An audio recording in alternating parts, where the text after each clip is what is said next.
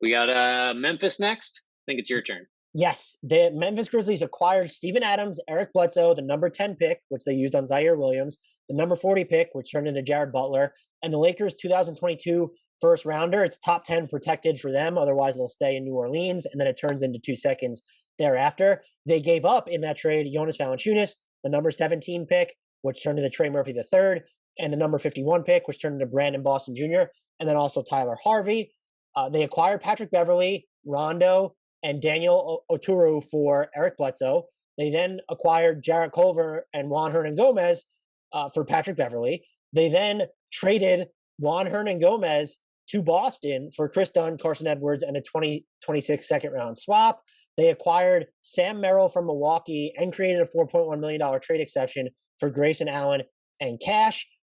They acquired the number 30 pick, which was used on Sante Aldama from Utah for Jared Butler, that number 40 pick, a 2022 second round pick, unprotected, and a 2026 second round pick, which for Utah specifically is protected from selections 43 to 60. And they signed Killian Tilly to a two-way contract.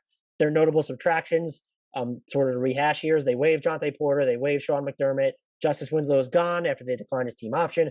Grayson Allen, and then Jonas Valanciunas. How did you grade the Grizzlies offseason? This was one of the most difficult ones for me to go with, or to grade, excuse me.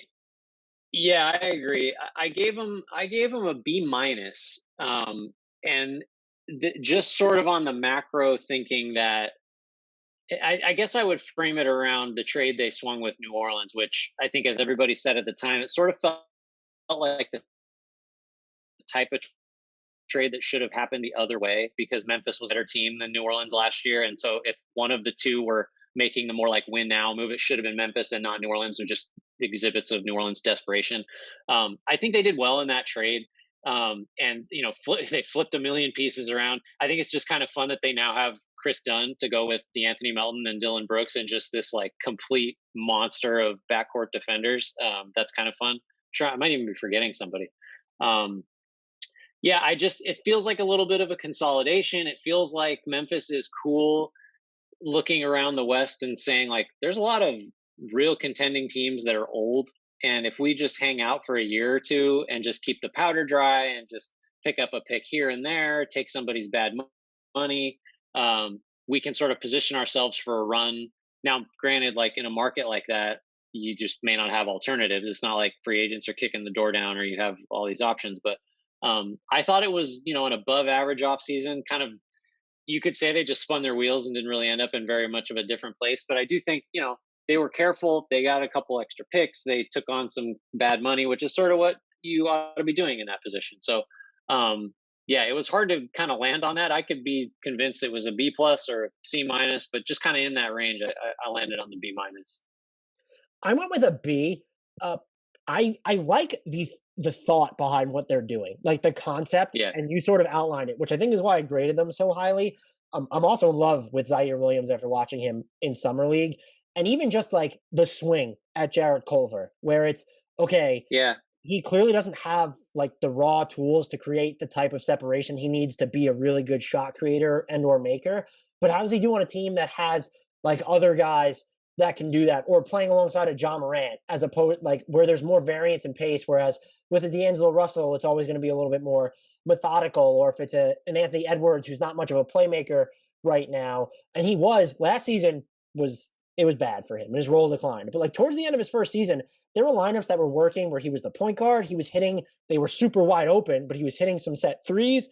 So I like the concept behind that. The question I have, and they flipped, like it's hard to look at this when you zoom out.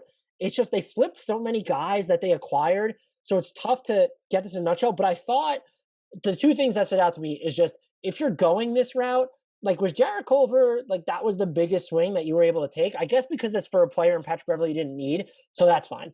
But with the Bledsoe and Adams trade specifically, I know that you had Jonas Valanciunas on the books this year too, but Jonas Valanciunas is a really good player, and his contract is a bargain at $14 million. And so you sort of juxtapose that with the $57 million in guaranteed money that Bledsoe and Adams were making combined at the time, to only move up 7 spots in a draft where, for all we know, Ziaire Williams could have dropped that far anyway. A lot of people were surprised that he landed at number 10.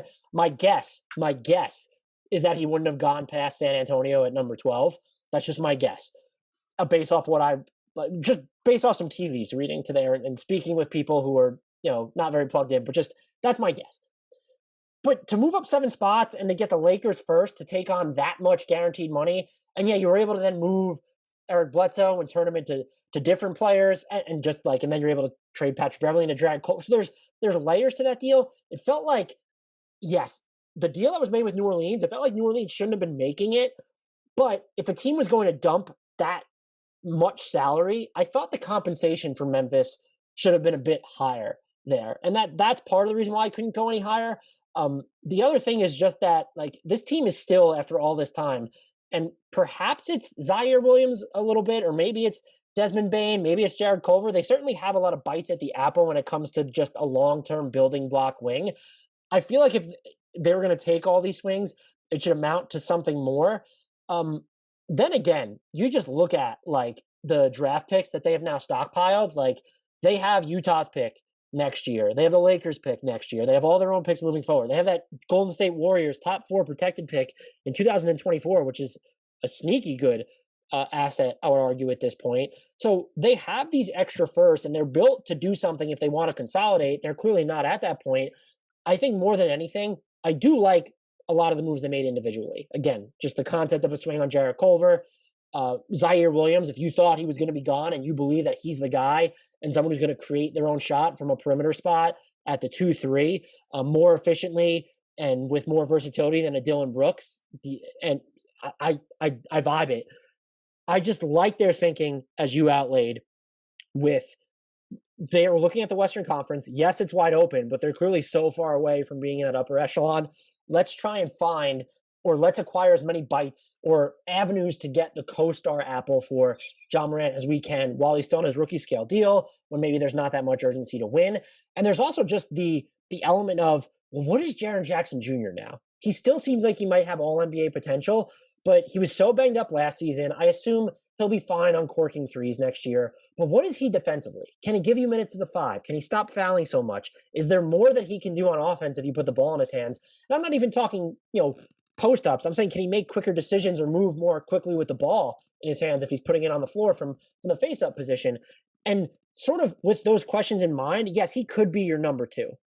But he also, at this point, I think you're less confident that he is than you were when he was a rookie, which is sort of a weird thing to say. So, and yes, I know he was in the league before John Morant, but he looked, just when he came in, it was oh, that's going to be a future all-star type player. I think that's more of a mystery box now. And so I really do respect what Memphis has done, even if I'm not so sure about everything that they've done.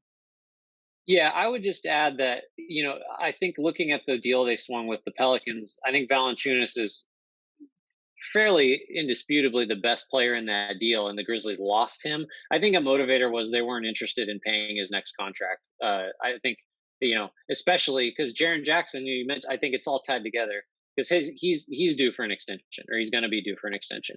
So who knows what that's going to be? I don't know that they'll, agree to that anytime this offseason. I think he's eligible this offseason.